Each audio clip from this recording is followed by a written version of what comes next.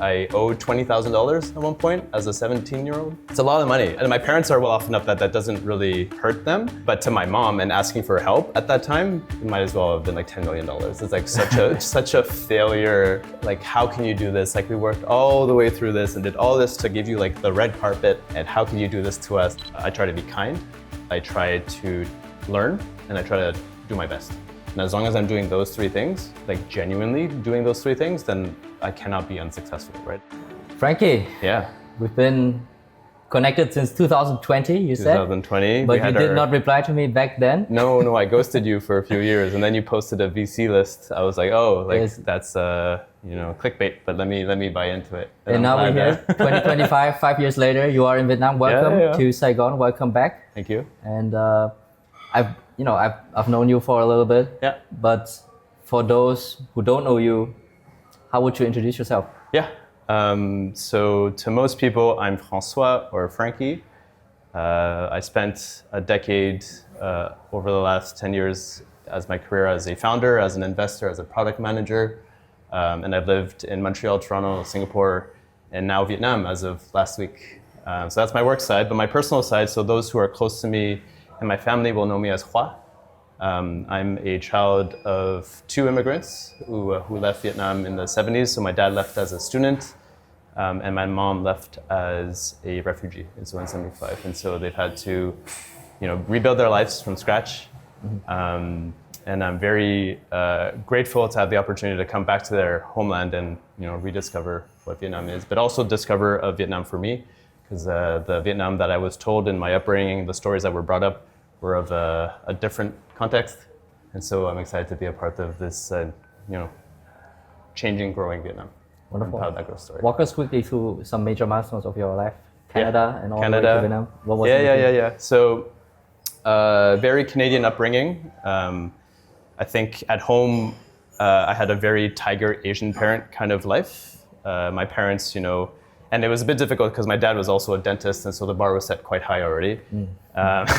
And so, grew up with like the context of you have to be a dentist, doctor, engineer, lawyer, the professional practices. Whereas at school, I had really great teachers who made me feel invincible, made me feel like anything was possible. If I wanted to be an astronaut, go be an astronaut. And so I lived with like a very, I guess, polarizing value set, and I lived between worlds quite a bit. And so, most of my life was in Montreal, and I always knew that I wanted eventually to go abroad. My university had the opportunity to do an exchange, and I picked Singapore and US so that I can be as far away from Canada as possible, but also at a good school and close enough to Vietnam that I can go back and forth. And so that was the start of my Asia journey. I did 6 months there, came back. I could do the whole work thing, but did 2 years of work in Canada right out of school, then had the opportunity to come back to Singapore in 2016. And from 2016, 2020 was in Singapore, and had really formative years of my career, and can dig into that. But then 2020, I had the opportunity to go back to Canada to launch an office for a venture fund I was working for at the time. Spent 4 years there, but I always knew I wanted to be back in Vietnam, and so very, very happy to be back now.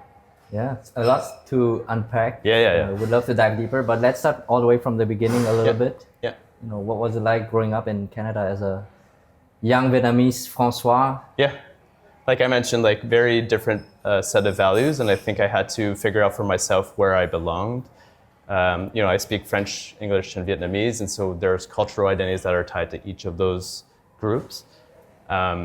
But I grew up with the opportunity to like really experiment. So I started my first company as a teenager. I built computers for other people, gaming PCs. So I literally buy parts, components, and set them up and sell them to my friends in school. Cool. And eventually the high school bought them, and I built like the entire lab. And so my life was really split between like trying new things and trying to figure out my identity and try to be different, but also try to make my parents happy and fulfill all the duties of like an Asian kid and be, have good grades, do sports, be a good person. So it was in between both worlds quite a bit when I was growing up. Yeah. Tell us more about that. Like, which direction did your parents push you in? My parents pushed me to like, do all the activities, go swimming, do karate, be a scout, play chess, play tennis, do everything, and be as wide and generalist as possible. Get good grades, be a good person, but they never pushed me to maybe be different. So they wanted a safe path for me. They wanted one that created financial security, wanted to make it so that I had every opportunity to have a successful life because they worked so hard to create the conditions for that, and they really worked from zero to get me there. And where do you think the entrepreneurialism, where did that rise? I think that came from wanting to stand out. I think, so my relationship with being Vietnamese is a bit difficult. I think growing up in Canada, to be honest, in my teenage years, I wanted to run away from it. I wanted to consider myself Canadian. And like a really core memory for me, and now looking back, I'm quite embarrassed about is, so my mom would make me lunches for high school, and she used to make Vietnamese food. And she's like, my grandparents owned a restaurant, so the food is terrific. But I asked for like a super bland sandwich with like lettuce, tomatoes, and bacon. Like other kids. Like other kids, and because I didn't want the food to smell, or I didn't want to call attention to me. And now looking back, it's like, whoa, like what an idiot, like you had like gourmet food every single day, and you choose like this literally white bread.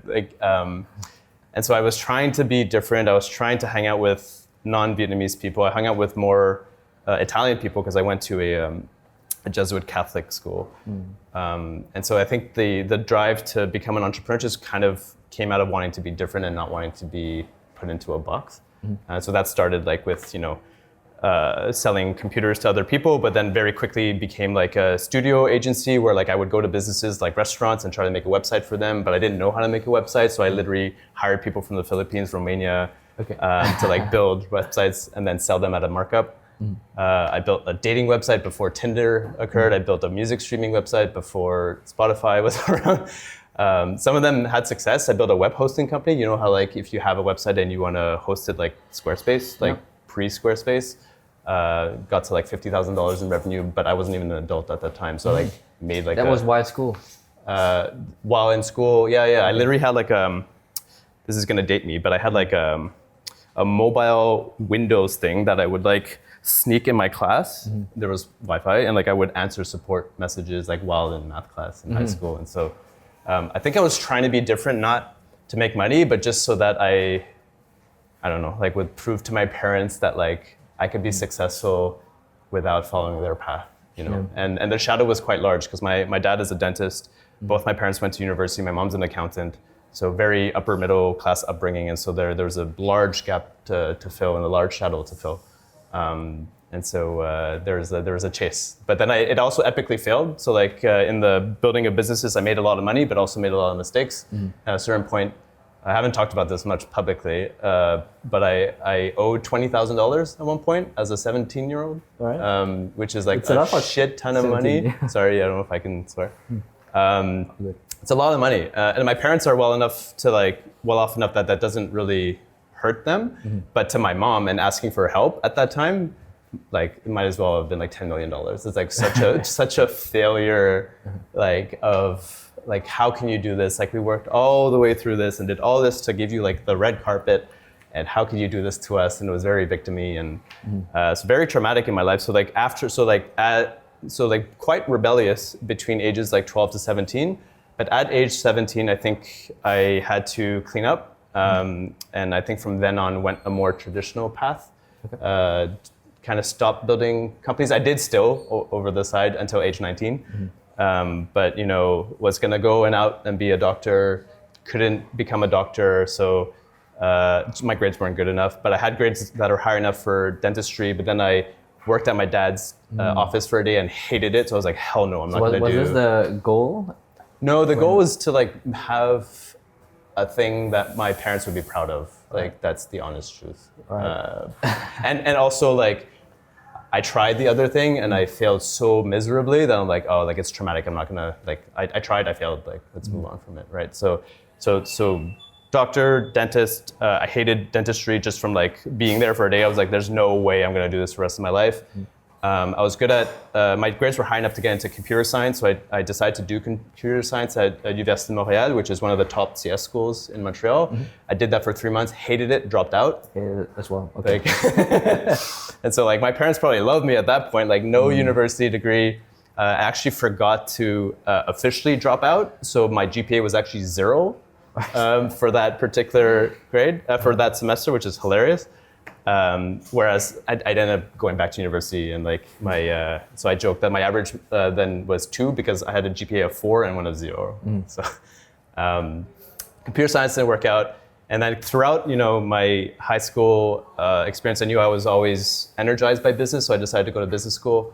And that was where things kind of blossomed for me. I loved it. I got involved outside of school, and then I organized... Was this Canada as well? Canada, yeah. So I organized case competitions. That's my first glimpse of like managing a budget. I raised $150,000 for a competition like myself. Okay. And through that, one of the sponsors liked the way I interacted with them as stakeholders, and they blindly, I interviewed, but they gave me a job as an associate product manager from that role. I had no idea what product management was. Like going into the interview, I was like, what does a product manager do? Like no idea. And so that's what started my career in tech in Canada. So I joined Lightspeed. At the time, very small, 100 people, but in the 2 years I was there, grew to like 500, ended up raising $300 million, like quickly, super hyperscale. Point of sale software. So whenever you go into a retail shop and you tap your card to check out, they do the point of sale for brick and mortar, so physical stores in Canada and US to start, but then all over the world. Wonderful. So that was my start into into tech. Yeah. Before we dive into your career, a bit about being Vietnamese, growing up Vietnamese. Yeah. What was your relationship to Vietnam, Vietnamese people? Yeah. Growing up in Canada, were there other families that you grew up amongst other kids? Yeah, so the Canadian diaspora is not very large, especially not in Quebec. And so I didn't have much interaction with other Vietnamese people besides my family, but my family was very large. So like my dad had 11 brothers and sisters, my mom had 9. And so we had a very large family. So everything was around family. Yeah. And my mom did a good job of really creating the habits of spending time with family. So every weekend we would go to see both Ngoại and Noi. And she made me go to Vietnamese school every single week, which I, at the time, hated. And she was like one of the big volunteers. So she was like, don't make me look bad. But like every class I was in, I was like the bottom of the class. And like, I just did enough to like pass. I remember like trying to negotiate with teachers of like, can I go volunteer? Can I wash dishes? Can I do whatever I needed to do to pass to the next class so that I could just, but like I was like there were kids that were way better than me. But my identity was really, the rebellious years I told you about, but my identity with Vietnamese culture was very much at home only. Outside in the school, outside with friends, I was like by the way I dressed, you thought I was like Italian or like or Canadian or definitely not Vietnamese, And I was like super clear to want to have like not an accent. It was a polarizing experience for me. Even though deep inside I knew there were parts of me that were like uniquely and like very Vietnamese, but they didn't shine until like much later in life. Or didn't really get exposed until I moved to Singapore and until I started seeing like culturally, I belong to this type of thing. Like I'm not just Canadian. I'm not just North American. So very polarizing, but I think led me to become who I am today because I'm able to see both sides of. And how would you describe your relationship with your parents, and how has that evolved? They did very well in life, and they offered me every single thing I ever wanted or needed. And so it was very much like they gave me everything, and I had to be grateful and I had to be thankful, but it was out of duty. So like a lot of the things that I did was out of duty. And you know that like I'm pretty big into tennis, and at one point I was ranked in Canada, but I realized like I did that to fulfill a dream of my dad because he couldn't be a tennis player or a pro because he didn't have the means or the and so a lot of the things I did in life were for my parents, and even now subconsciously, still doing for my parents.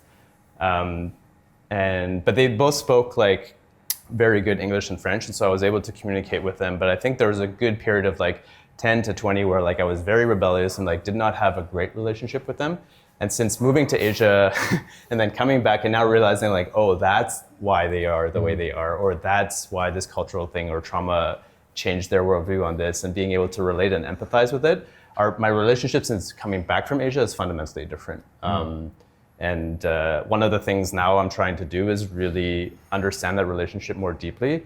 Like one of the experiments I did over the last few months is as my parents were retiring from their dental practice, I recorded like a documentary of like dozens of hours of them interacting with their patients, the community, to try to get to understand them better, because I didn't really engage with that. I didn't really, like look up to them. I felt like everything was just out of duty.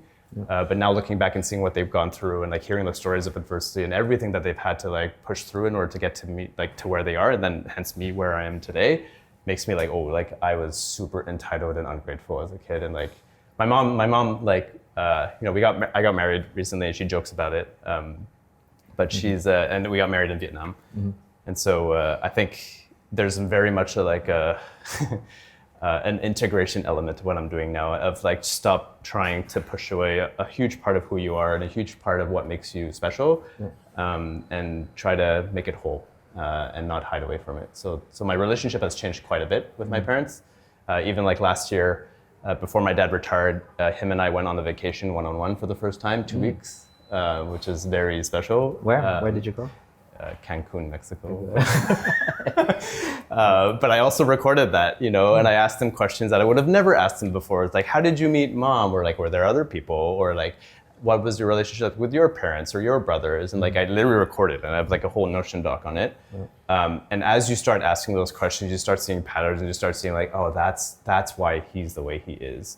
And that, like, I'll give you like an example. Like, my dad has never drank alcohol ever in his life, or if he did like just a sip, never wanted to get drunk. I always thought it was like strange. And then as I unpacked his life story, I found out that the reason he does that is that when he was a kid, he got hit by a drunk driver on a motorbike in Vietnam. I see. Okay. And was in a coma for a month. Wow. And so that had repercussions in his memory and his working capacity, but also his attitude towards alcohol is like very negative, right? And so like, I knew the story, but I didn't know the intricacies of the story. And then I wasn't able to tie it back to why he doesn't want to drink alcohol. I just assumed that like, back in the day, his story is always like, I lost like 15% of my working capacity in my memory, and that's why I was never able to become a doctor, and I had to become a dentist because I couldn't handle the workload. That's a narrative that was just put all the time. And so having the space and opportunity to ask these questions, and my dad speaks French and Viet and not English as well, so I spoke primarily to him in Viet and French. And that was a really nice bonding experience, even if it was like in Mexico. It had nothing to do with the location. Just the time. Yeah. It's actually very common for many of us, and I say us in terms of overseas Vietnamese, to build stronger relationships later in life. And I think it's cultural as well, just because the culture that we have doesn't encourage open communication between ages and generations too much. And so we grew up very functionally speaking to our parents, actually. It's the same for me. It's like, how was school? Did you eat? Very surface level. And all of these impact questions. What was it like for you, dad, to grow up? And, how was your relationship with your parents, mom?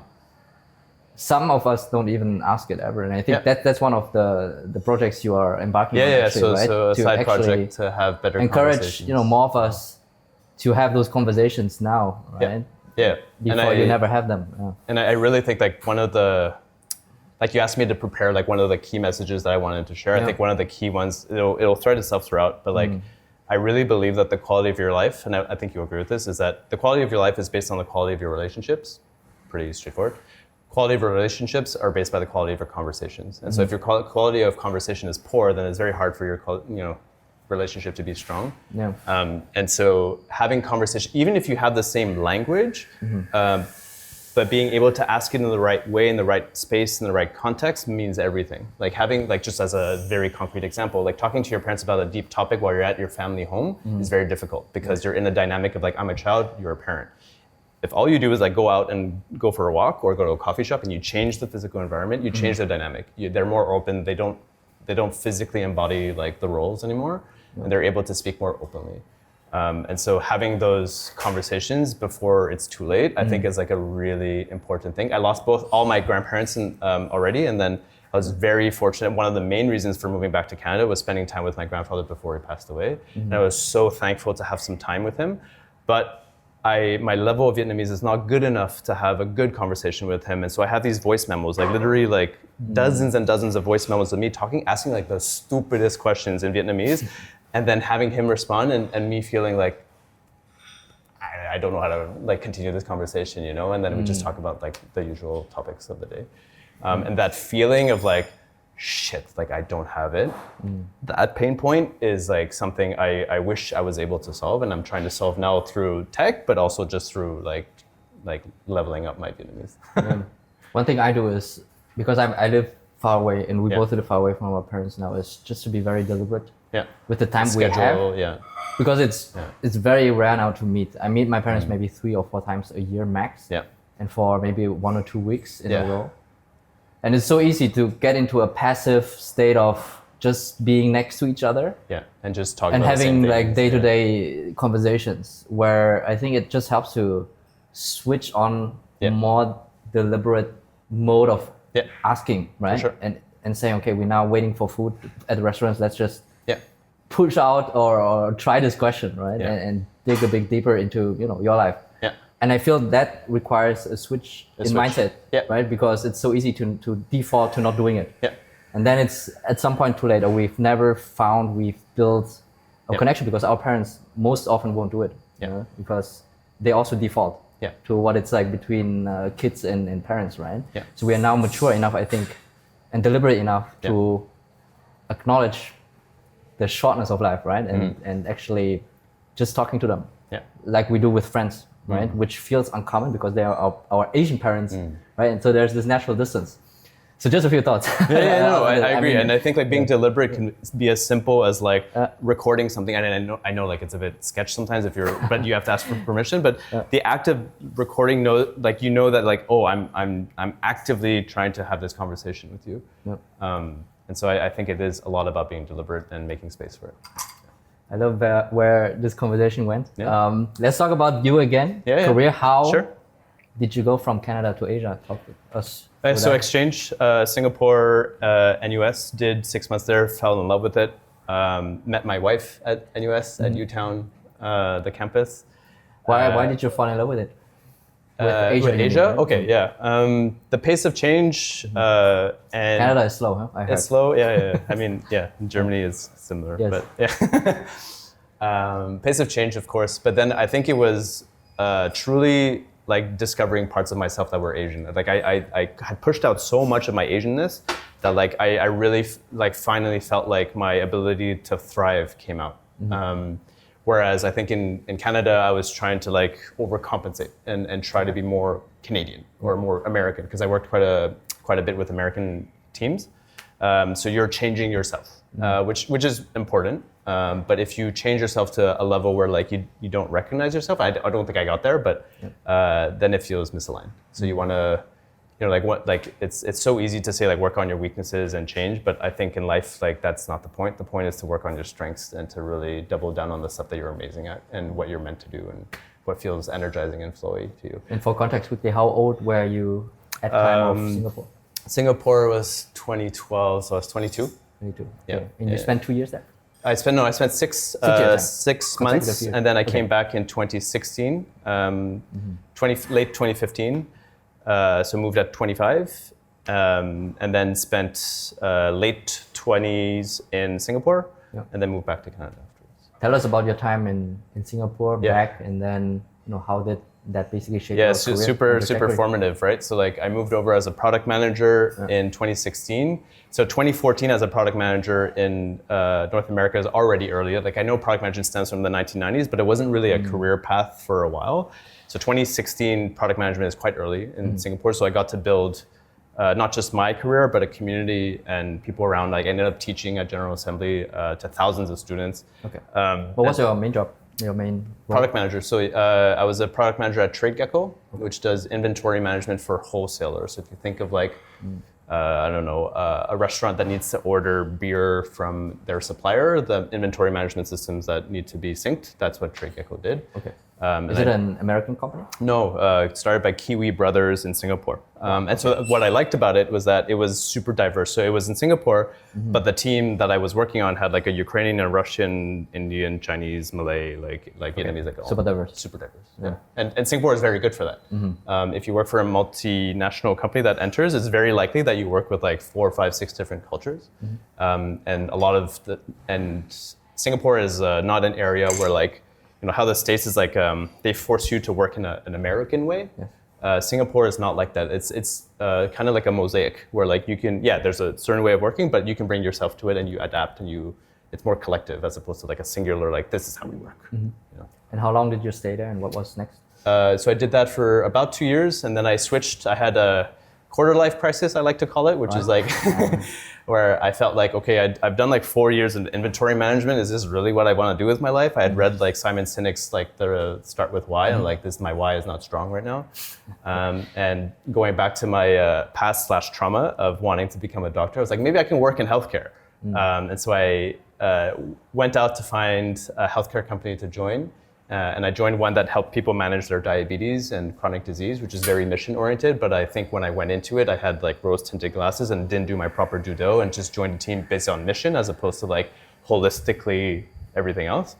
So I joined at a bad time. They failed to raise money. And then I went like 4 months without a paycheck. In Singapore, you can imagine what that's like. Half my team was fired and like a super like... And funny enough, like the team ended up, the company survived. This is Holmusk. The company has now raised over 100 million and is thriving now. Oh, wow. So it's not that the company failed. It's just I joined at a terrible time. Yeah. I didn't do my due diligence. But thankfully, that experience led me to Entrepreneur First, now Entrepreneurs First. They're a VC based out of London, and they were building out their Singapore program, and they wanted me to join as a talent, like a co-founder, not as a co-founder, for a founder in the cohort. Yeah. But as I mentioned, I had four months of no income and like scarcity mindset was creeping in, not the time to build a company. And so I pivoted the conversation to like, can I join the team instead? Like the team that runs the accelerator. Yep. And that started probably the best job of my life. 4 years at EF where I quickly rose the ranks, became the general manager in Singapore and then eventually the general manager to launch the office in Canada. So I went from product in Canada, product in Singapore, product again, but very short stint, and then VC, so venture in Singapore. And founder is after that, but that's after. Okay, and this was 5 years EF? 4 years. All in 4 years. Okay. Yeah. All in Singapore, but you ran the... No. So like 3 years in Singapore and then 1 year flying back and forth and launching in Canada. And then by the time, 4 years of anything is a long time, but 4 years in venture, you get to see quite a bit. And I felt like I was plateauing. I wasn't learning very much, but then I was also itching to like build my own company because I think the experience of being at EF made me realize that like founders are not so different from regular people. They just take more risk and they're addicted to risk and to learning, and that's why they do it. But they're not any smarter than you or anything, or at least I thought. Can you quickly talk through EF as a accelerator? What they do? What's the unique positioning amongst accelerators and so ventures? what they and then they changed since then, just to be clear. But I can talk about the time I was there. So what Entrepreneur First did differently is instead of you pitching a VC with an idea and a team already, you come into the program and they recruit you to join the program without an idea, without a co-founder, basically nothing, like just your life based on profile and just your life experience and your trajectory in life. So what I heard is they just put a McKinsey consultant with a PhD technical person. And see what happens. Part of the cohort will definitely fit those criteria, but they had personas, right? So they had like. And they don't use this anymore, but they used to have like tech edge persona, which is someone with a PhD or a postdoc in a very specific field that has research that they can commercialize, but they don't know how to sell. So you need, ideally someone that's not McKinsey, someone that is from the domain. Maybe if they worked in energy, they worked as a director or like a very high flying like early stage career person. And then that person has the connections, the resources, the know-how, the ability to sell, and then you pair them up. And the goal is basically to build companies where only through the two of them meeting could this company be built. It could not be built by either of them alone. Right. And then, but you don't know what that is until like you really go deep into each other's backgrounds. And the goal is to kind of like Love Island, like the TV show, like form break until you find the right match. And that process was chaotic, but I loved it. As someone who was from the sidelines, seeing something get created from nothing and literally creating like billion-dollar valuation companies from like someone I sourced is like a really, not while I was there, but became over time. It was like a really cool feeling. And honestly, the best job I've ever had. What was your role in all of this? So I started as a program manager. So I ran the team that had coaches, talent, recruitment. So I ran the program, but I wasn't leading all the teams. And then I got promoted to program lead. Then I got promoted to general manager, running the entire office. So they had 6 offices. Now they only have 3. So I ran the Singapore and then I ran the Toronto office. So a lot of recruitment, a lot of fundraising, a lot of company building.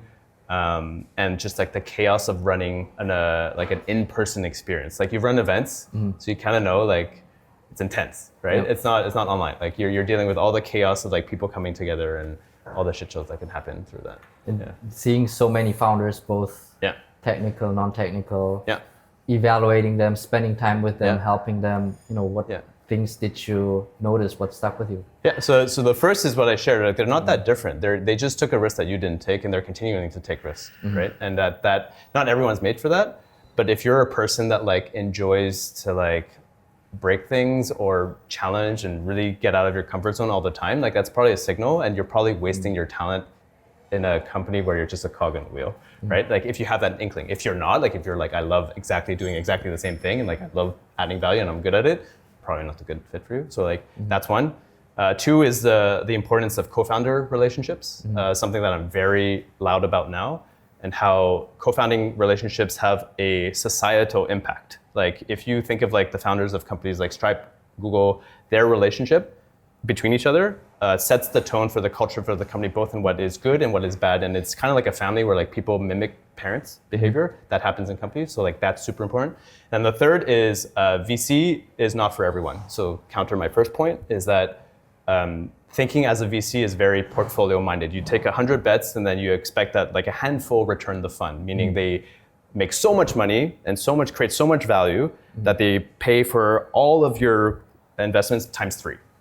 Which means that as a VC, you make bets knowing that 95% of companies will fail at the founder's expense, not at yours, right? You just put in money. And so that means that like a VC will think in 10-year timeframes, but they don't really care about the day-to-day. And that misalignment is crucial for people who are thinking of building companies and you're bootstrapping your company. That's probably a reason why. Not every company should be venture. I think most companies should not raise venture capital. Those are the main lessons. There's a lot of others. So. Just quickly on that first point with risk seeking mindset and proclivity, do you think based on your human experience, is this common amongst say 10 people? How many would you see that have that, and who would be better doing corporate? I don't have a number, but I do think it's a lower number. It's not the majority. But I do think a signal beyond that is like if you're addicted to creating versus consuming. So like it's very easy to just like doom scroll LinkedIn, doom scroll, and like, but if you get addicted to shipping, even if it's like side projects or if it's like creating a hobby or whatever, but I don't think it's the majority of people. Like I think people who should be creating companies, and not VC, but just creating companies, is probably like a third of the population or less. Like not majority. I think a lot of people are the opposite. Like Kim Scott talks about like superstars versus rock stars. There's, I think, majority of people, if they were to reach their ceiling, it's rock stars, which is you do a job, you specialize. I mean, with AI, you might not be able to just specialize, but you do a job very well, and you're very good at it, and you're known for it, and you continue, and you grow a brand around that, and you're very successful in life. You probably make more money than 90% of entrepreneurs anyways. That, I think, is a lot more, probably a safe and probably the right path for most people. But if you get bored after like 6 months and you're constantly itching and you're okay with the risk, and you're in a life context where you can take that risk, I think it's worth doing, because if you don't, you're gonna regret it. Like you're gonna feel one day, you'll be like, shit, like I should have tried. One question I have, it's you don't need to have an answer, but it's something I reflect on. I'm not sure if this is nature or nurture, right? Is this something you can actually build a skill on, of seeking out more risk, diving more into uncertain ambiguity? And I feel just really, like you said, majority of people maybe habitually don't do it. And therefore think they're not having what it takes to ship. But because they also don't deliberately try. So I'm not sure. This is something I think it's both. I think it's some entrepreneurs it's their fire in the eyes and they're just unstoppable, right? Yeah, there's some entrepreneurs that come from the middle of nowhere, have no one around them that's like this, and they will just outperform, outwork, and they're just born that way. But I don't think that's the majority. I think the majority of people who become entrepreneurs or do it through nurture, where they're surrounded by other people who do it. They're like, oh, if they can do it, I can do it too. And if they have a good surrounding of people and people that are in their corner that support them and encourage them, then that becomes a thing. So like the whole like you're the best of like the average of the five peers around you. That I think matters more than nature. But there's definitely people that have like zero nurture and they're just like they're, like I don't know if you watched the Pixar movie Soul. No. Like where you know like some souls are just like they just came on this world to like trailblaze and like no one can stop them. Like it has nothing to do with how they were brought up. Their parents were nowhere near this. You can't really explain nurture for that.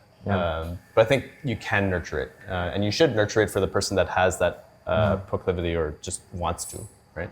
But then there's also like families that have like full entrepreneurs, and like the kid grows up thinking like, especially the next gen people, they're like, oh, I should become a company. They should not. Like they're terrible at it, you know. So it's not. So some people shouldn't. Maybe it's connected to, and this is what I heard from a few other podcasts is if you went through struggle, right? Yeah. Lack of resources, lack of abundance, and have a bit of this rebel outsider personality. And I think I heard this from a Sequoia partner actually. Yeah. That will often nurture this this craziness and this drive to actually outprove people, to actually succeed, right? Whereas if you come from a deeply entrepreneurial family that has been successful, why would you? but then it's a different like I need to live up to the trauma and the struggle is more internal into the family, and like I need to live up to this standard and whatnot. But I think, this is not a good thing, but I think a lot of founders become founders because of, and I count myself included, so I'm not above this, is spite.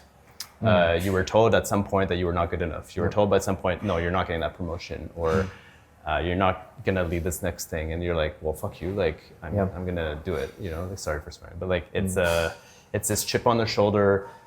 I think in the early stage of your career, you kind of need it. But if you rely on that source of motivation for the rest of your life, you're going to live a very challenging life, and one where like it's very toxic. And so I'm at that stage where like I don't want to be motivated by that anymore. I don't care that someone rejected me. Like that's okay. Like that's their own world, their opinion. I want to do things for my own purpose, for my own like source of motivation, which is very different. I relate to this a lot actually because I think even as younger males, playing sports, it's just a competitive spirit that we build up. And you said you grew up with Italians. I grew up with a lot of German immigrants, which are usually Eastern Europe, which is a different culture than the Asian culture. It's a bit more macho. It's a bit more strong. It's a bit more like different kind of masculine. And it's very high ego as well in some contexts. And so I will admit that I think a lot of what has driven me comes also from that, to just prove and things. It served you, right? So I think this is the point where like you're not trying to turn that off. I think it's just around changing it's very deeply human. Chimpanzees, like alpha chimpanzees are not the strongest. It's the one that socialize the most and are liked by the most people, right? Like but often that exactly, it changes as we mature and actually perhaps reach a certain level, right? Where also we think more in context, and we get kids and we have family, and we also slow down we reflect on life.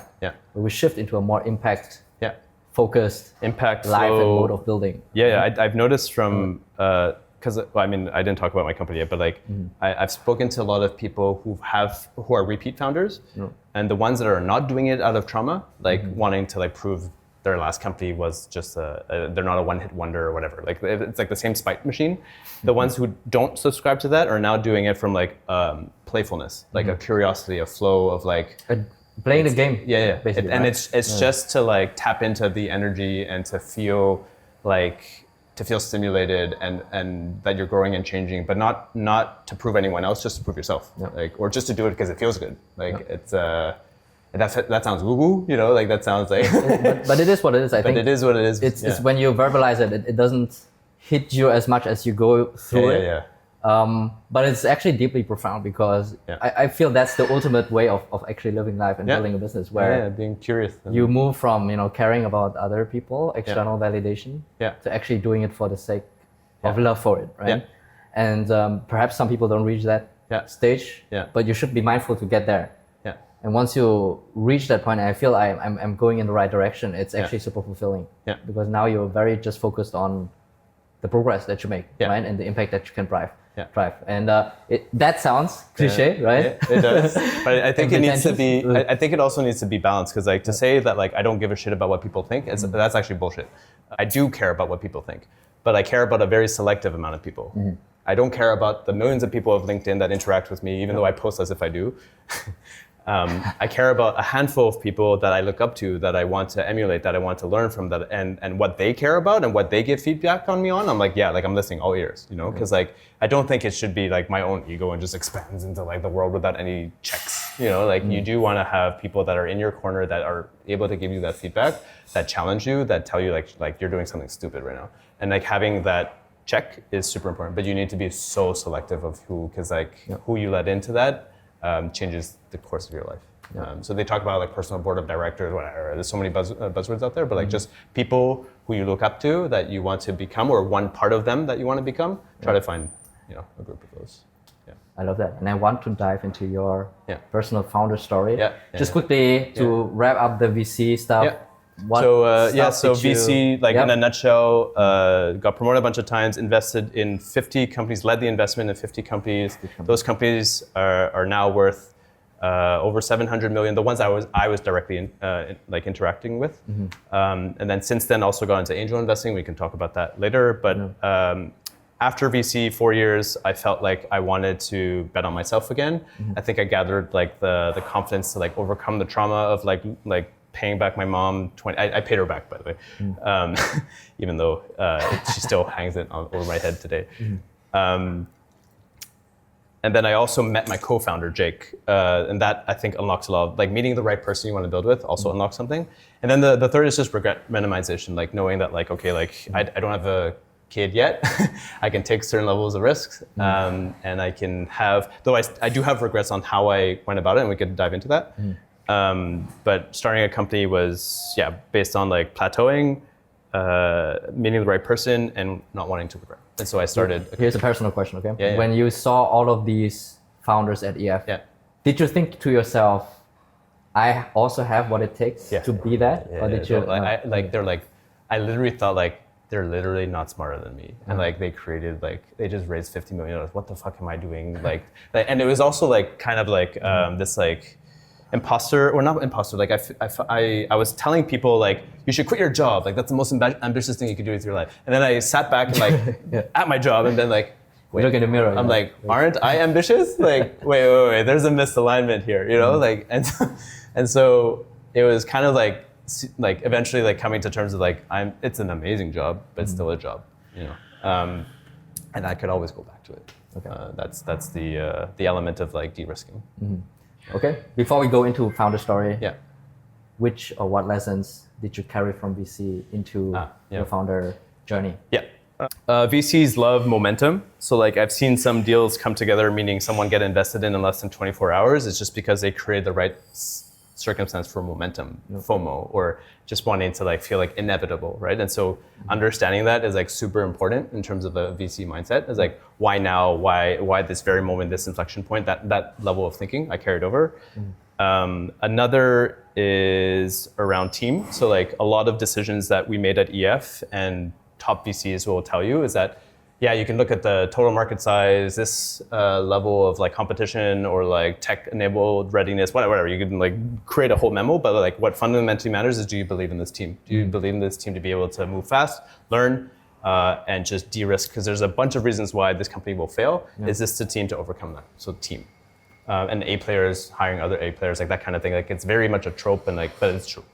And then maybe the third is around relationships. So we in VC world, it could take years before you make the right bet. Meaning you meet someone when they're a student at Stanford, they're a student here, and you build a relationship with them, and they decide to take your money as opposed to Sequoia or someone else's money, because you've seen them across the 4 years of their life, and they're able to see like, oh, this person's had my back, and like really wrap their sleeves up, and like really like had nothing to like, I had nothing to offer at the time, and they took a bet on me, right? And so a lot of the relationship building is like very long term. And so I got that mindset as well. And like, this is kind of a spoiler alert, but like the company that acquired my company was a relationship I had built 6 years prior as a VC. So like, and I didn't know that, like I didn't act like, oh, this person might buy my company one day, but like I knew that like this relationship and relationships compound over time. You know all about this. And so being able to really give first and build that relationship is something I learned from VC. Yeah, because otherwise, why would they take your money? Like it's if you're not willing to put in the effort. Founder story. Let's talk about it. What were those early months? So it was very hard actually. So I met the right person, Jake. But like you can imagine, like so one thing you learn as a VC very quickly is that you have to say no 95, 99% of the time. So you're an expert at saying no. You're like, no because of this, no because of that. It's like you're ultimate pessimist sometimes, even though you believe in some teams. So you can imagine having seen thousands of pitches, finding one that I want to work on. It's like a very tall order because I need to have so much conviction, so much personal like, wanting and willingness to do. So that was very hard, picking something to work on. And then when we did find something to work on, which is protecting people from getting scammed from a cybersecurity angle, figuring out the whole fundraising process was also very difficult. I think growing up as an Asian kid, external validation seeking, I took rejection very personally. Okay. And if you're doing sales now, anyone who's done sales, I didn't. Product management doesn't really involve sales. VC did. Getting rejected by 95% of the people that you look up to and that you've been building a relationship with over like 6 years, it hurts. And I remember like the first 20 where like, I really thought they would write a check who didn't. Like it sucked. And I took it but my co-founder's very good at like reframing. But after like a dozen or so rejections, you realize like it's all a game, and all it is like you want to look for that nugget of information that makes you better. Like, what is it about this rejection that I can learn from, and how does that make me better in the next pitch? And if you start cycling there, then you're golden. So we pitched to 200 VCs. Wow. Okay. And got 13 to invest, which is like more than most people, but like that's a 94.3% failure rate, right? And so if I consider my self-worth based on those rejections, I'd be really screwed. So you're just like, okay, these are the people who believe in me, let's go, So the early days were around like getting conviction, building like a community and tribe that believe in your thing. Challenging, but doable. Yeah, especially with the right mindset. Okay, yeah. And tell us about, product development, hiring. Yeah. What was the journey like for you? Yeah, I mean, the parts I look back on that like I'm most proud of is like when customers gave us their assets to protect. So like people willingly giving things that they deeply care about and use for their livelihood. Second is around like working with a team and like shipping and hitting crazy deadlines and hitting milestones and closing partnerships, everything to do with team. I was very proud of that. And then third was also like closing a venture round, right? As in getting 13 VCs to invest in you. We had over $3 million in commitments, but we only took 1 million because we didn't need the 3 million. And getting that, I mean, very external validation kind of thing. So like the moments I care about most were that. Was it much more intense than VC and venture? Yes, but keep in mind that like, so by the end of EF, I was at a partner level at EF.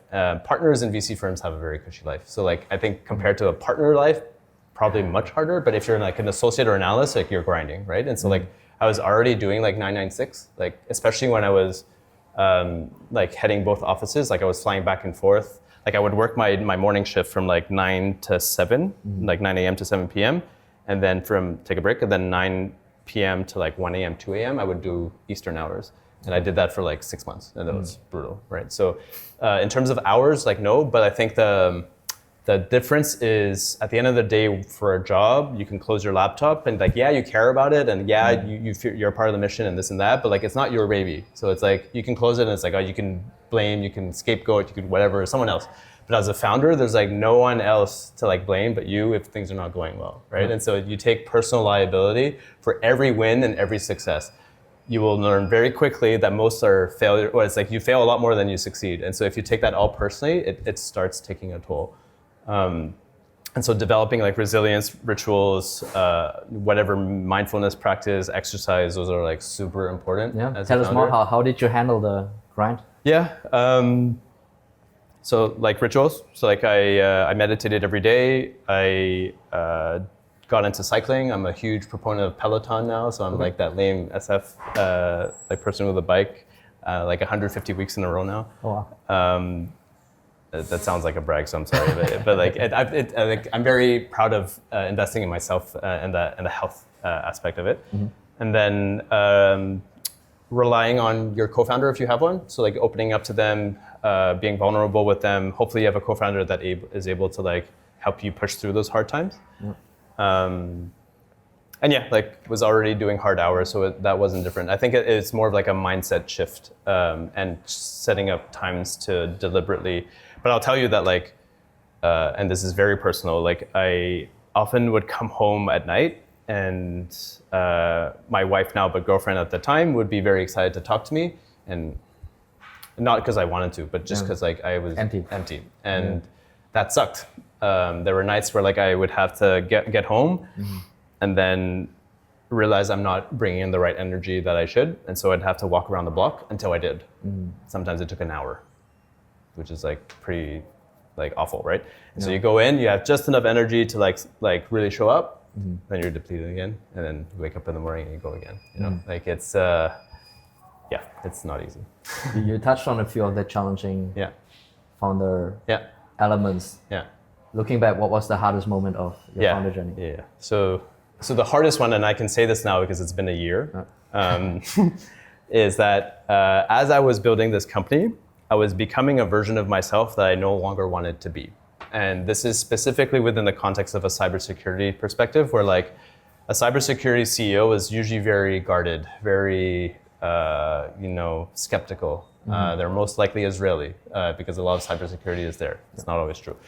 But that's not the person I am. I'm a very open, I'm very vulnerable, I don't hide much, and that's a liability a lot of the times. And you can argue that like, if you succeed in like category creation, then like you can be vulnerable and you have the guardrails, like, but that's a very tall order. And so like every podcast, every interview I did, I was putting on the hat of like a CEO of a cybersecurity company and said like, this is what they should do. And I did my part, probably not as well as I could.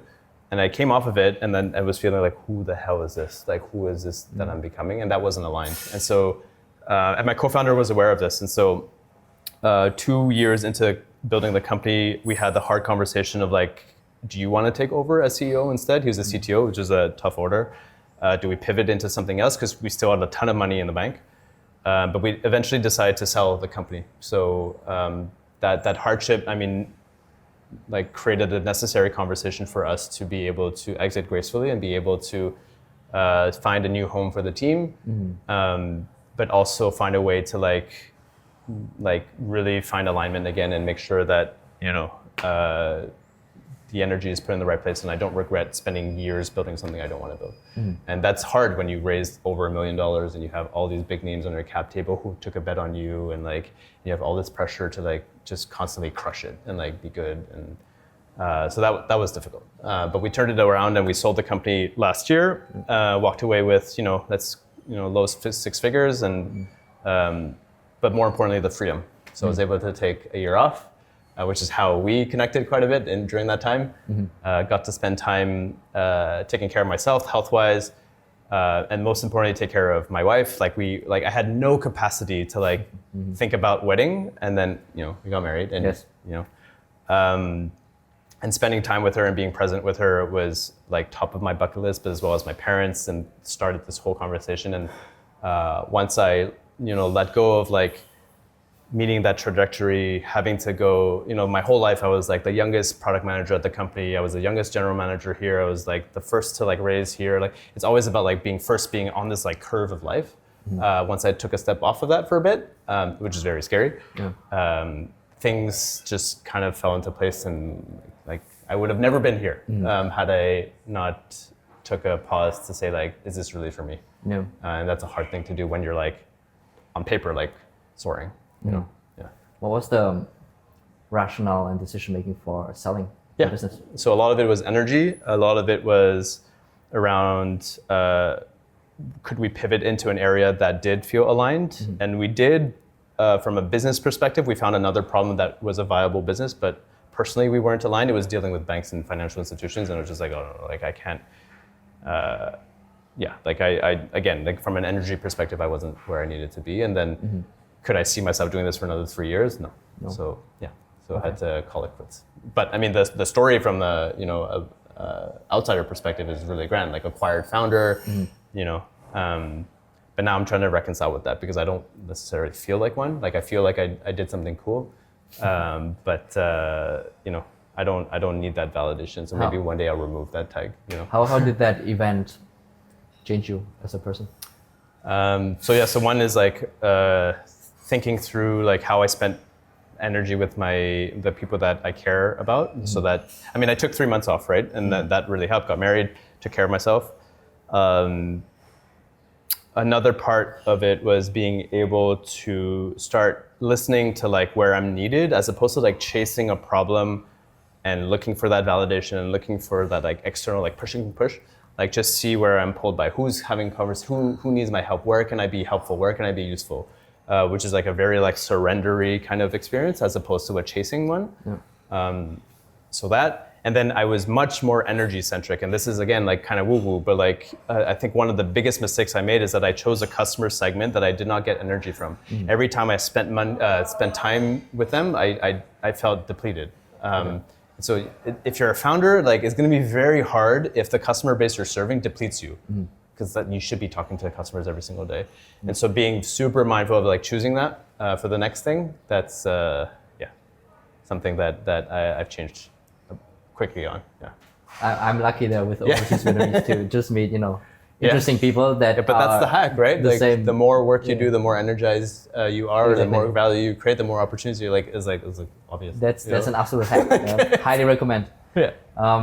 Frankie, if you were starting over today, what would you do differently? So that pick my customer segment based on energy, and that is a very high bar actually, because you need to have a very keen self-awareness of like what energizes you, what you care about, and have the discipline to like say no to things that might sound shiny. Like the opportunities I've had since then are like crazy, but I had to say no to, right? Another is only raise money once you get to a certain level of revenue. We raise money we raise like pre-idea almost. And so once you were like, let's start with raising. I mean, it was classic. If I'm a high ambitions founder, like why do I need an idea? A napkin should be enough. A memo should be like it's ego, right? But the downside of that is that it pigeonholes you into a category. It's very hard to pivot. Basically, your whole cap table is like navigated towards capturing this particular opportunity. Yeah, you can pivot, but if the area you pivot in has nothing to do with the first one, the VC is gonna be like, what the hell, right? And so like navigating that and like, you can do it, and tons of people have, but like it's very difficult. So like I would only raise money, especially now, because like you create so much without spending $1 or spending very little, just like on a Lovable and Cloud account. So raise money once I get to a certain level of revenue based on a customer segment that like I really enjoy. And then maybe it's just around finding stuff that aligns with my values and tries to become the future version of me and not worry so much about what is the hottest, coolest thing to do next. Which could mean that like it's less ambitious, it could be, but I think ambitious towards seeking alignment is like worthy of a endeavor. I would love to dive into that a little bit. Like how has your definition of values, success and success basically changed? So stop chasing external validation and start signaling inside, seeing how your energy is and like how you feel. And then I think so throughout the closing of the company, I did seek out like coaches in therapy, and one of the therapists asked me like, what are like in your darkest, deepest moments, like what is it that you want to believe? And again, this will come off as woo, but like really it's just like, and I hope it shows, like I try to be kind, I try to learn, and I try to do my best. And as long as I'm doing those three things, like genuinely doing those three things, then I cannot be unsuccessful, right? As in like that's all there is really for me to be human, and is to do those three things. So it's a very different motivation, but like very hard to hold to. Like this is like when I'm properly meditated, you know, and I'm not checking LinkedIn as much, or I just scheduled a post so I didn't actually scroll, you know, and I'm not influenced by others. It's an aspirational one. It's not. Yeah, this is something I've learned as well. Yeah. Someone said this to me, but he said the only two things we can control in life is our attitude and our effort. Yeah. Everything else is, you know, outcomes you cannot tie to. Exactly. Yeah. So just focus on having a good attitude towards things, and you know, just putting in the work that you're required to do. Yeah. And if you just focus on that, you know, then it's like you've done your it's like the locus of control. Exactly. Like, It's very stoicism actually. Yeah.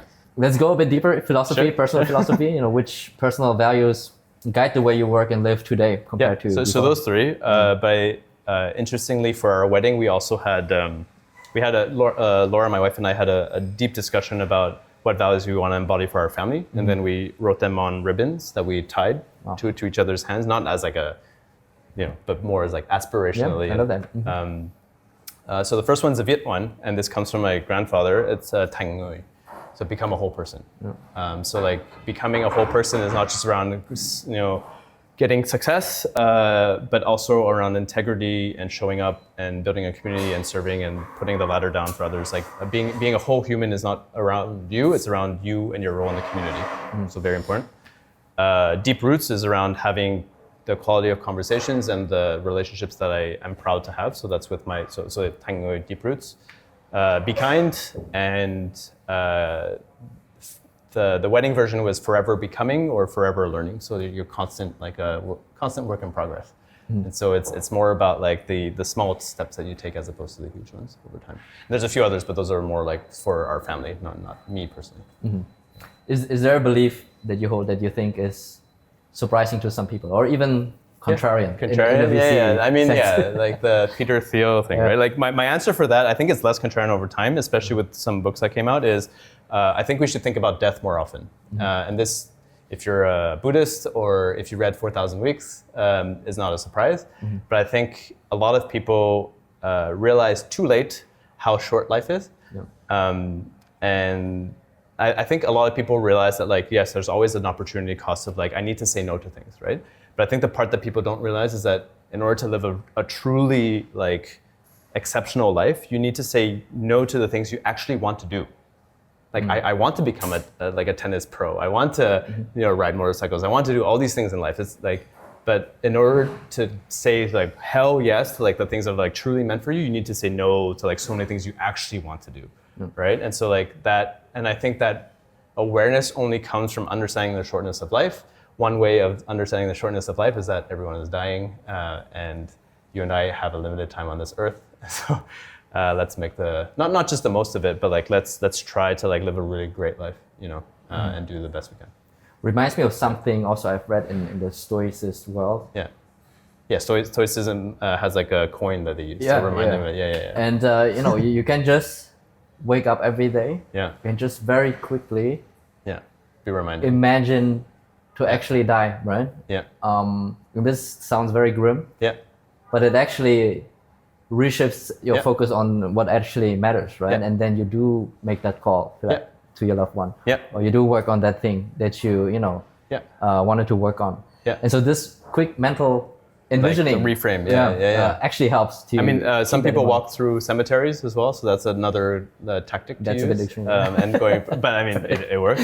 Okay. And I think the part that works best for me, and like, okay, this is like super woo-woo, but like I did right after selling the company, I did a silence meditation retreat of Vipassana, and part of it is experiencing both being alive and dead at the same time from a very experiential physical perspective. And once you're able to do that, then that's like once you know it internally, it's not like a brain thing. It's like I feel it. And if you feel it, then everything changes from there. But it also means you need to meditate 2 hours a day, which I haven't kept up, unfortunately. But that would be another way to get there. After the exit, looking forward a little bit, how have you been spending your time now? Yeah. So it's been a year, right? It's been it's been a year. So got married, spent time with people that matter to me. I started working part-time with founders just to help out with their companies, because I mean there's still an element of like I want to maintain relevancy. Again, this is like external seeking, but I think it's important to have, not to be on your island and to be connected to people. So I'm working with 3 founders part-time. And then starting to build my next thing, which I don't know what it is, and I'm very glad to admit that. I don't have everything figured out, but I know that in doing it with the values, with my mindset of energy, with choosing the customer segment and being super deliberate about that, it's going to be something special. Share about that. You're sitting here now. Yeah. It's been just a few days or weeks even since you landed, right? Yeah. I mean, I was here 3 months for the wedding, but I was wedding planning, so it was a different type of 3 months. Tell us about that journey of wanting to come back to Vietnam, and how have you built up that plan and now, executed. I mean, this is gonna kind of sound like a plug for OV, but like you reaching out started a conversation with not just you, but like 20 OVs. And then once I saw people that were like kind of like me, but like different, but like, and starting like, oh, it's possible, and like this could happen, this, and like all these different conversations that are happening. And for me, it's different now because I come as a family with my wife, right? So it's not just about me moving here. That would have been super simple. But moving with someone who is not Vietnamese, who has their own career and their community, and being able to integrate that, and meeting people that have diverse like family backgrounds, that has helped enormously as well. But I think Vietnam is just a really special place in the world right now, where a lot of, like, if you just jump into like a random conversation in a Uber or taxi in the US or in Europe, eventually it'll turn in, and you don't prompt it, eventually the conversation will turn slightly negative and talk about either the cost of living, healthcare, or real estate. Like just like not being able to afford stuff. One, I don't understand what Grab drivers are saying here, but I'm pretty sure that's not it, right? Like it's, you made a joke on LinkedIn. It's just like, it's just not. But most conversations here are around growth. But at the same time, I need to acknowledge that my parents had a very different version of Vietnam, and that's a part of me. And so my goal in being here is less about becoming local, or like because I'm not. I'm different, but I want to learn, and I want to be a part of the story. I'm not here to like tell people how to do things. I'm here to listen, and I'm here to contribute and support wherever I can. And there are parts of Vietnam that don't need my help. Probably the majority of Vietnam does not need any of my help on any of these things, but there are parts where they definitely do.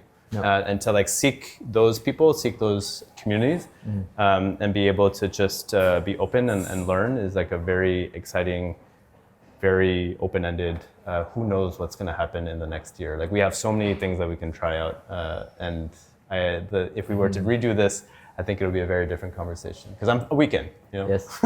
and when and how did that desire, curiosity for Vietnam start? Oh, so before we even met. I mean, my parents were both born in Saigon. My grandparents were all born in the north, and they all have stories, and I've heard stories throughout. But it started in 2012 when, in my exchange at NUS, I came to Vietnam, and I landed, and I'm like, this is not at all what they talked about. Like, what? Like, this is like completely different from what the story is, right? And I met family members, I met strangers. And the more I accumulated of like, there's a curiosity, or like, this is not, I need to find out for myself. But my version of Vietnam in 2012 as like a backpacker or student was very different from like the real Vietnam too. So I'm aware of that, right? But I'm out here to discover for myself and be just learn and see where I can be of help and value. But it started back in 2012. And I have a super distinct core memory of like standing in D1 and being like super absorbed by everything and the chaos, and feeling like, like this feels comfortable, like this feels right, which feels very strange, like the comfort in chaos. I think many feel that. Yeah. It's I ride a motorbike here, right? So it's exciting. There are people all around you. Yeah. Mostly young. The average age is very young, so it's this spirit and this sense of a sense of you're a part of something. And you want to move forward. And there's a very harsh past, but we can learn from it. Not forget it, but learn from it and move forward. So you don't know what's next, but when you think a bit long term, what kind of impact or life would you want to have lived and have built? So I want to build bridges, similar to you. Bridges between North America and Asia, between founders and investors, between co-founders and generations, cultures, lots of bridges everywhere. I want to focus on meaningful conversations And I want to be known for like not caring so much about what people think and, you know, seeking personal. I mean, like at the same time, like this whole legacy question is kind of like, I mean, 100 years from now, no one's going to know who I am. Or maybe, okay, like max like 200 years, you know? So like might as well make people feel good, remind people that I'm kind and I'm living, I'm trying my best, and that's good enough, you know? But impact-wise, yeah, like definitely want to help people have conversations, build bridges, invest, and really, you know, be a part of the solution for things. Especially in climate, so like that's, I mean, we didn't talk about that at all, but yeah. I love it. And we've talked about your whole life, yeah. Early years, Montreal, yeah. Singapore.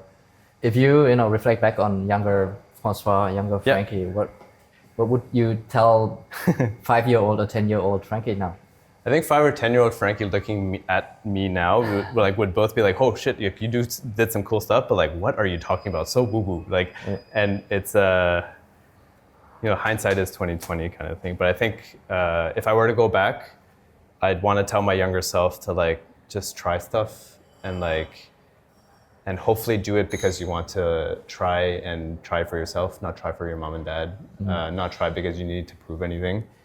But then also, like, if you need to care about what people think, pick and choose who you care from, and pick carefully. And if you pick the right people, then you will build the life that you want to build. If you pick wrongly, then you're gonna. I mean, everyone hangs out with different crowds until they find the good groups, right?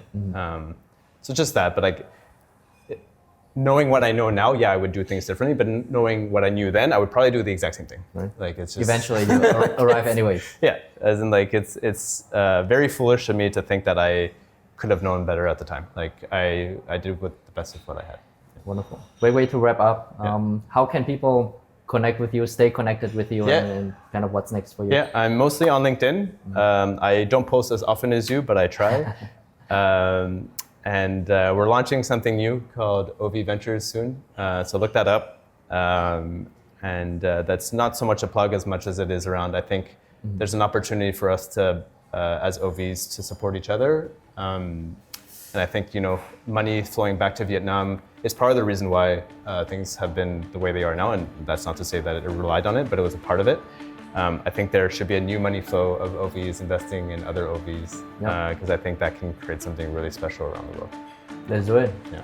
Frankie, thank you. Thanks for your time.